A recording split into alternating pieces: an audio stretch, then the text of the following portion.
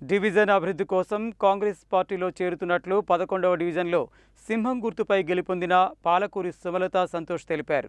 మంత్రి కోమటిరెడ్డి వెంకటరెడ్డి డివిజన్ అభివృద్ధి కోసం కృషి చేస్తానని హామీ ఇచ్చారని చెప్పారు.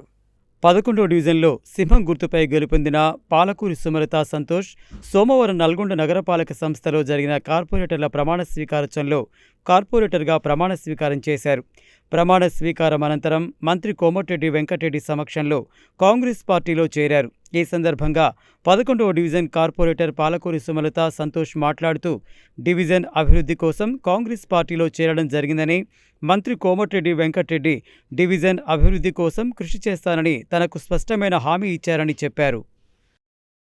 పార్టీలకు ఆహ్వానించారు.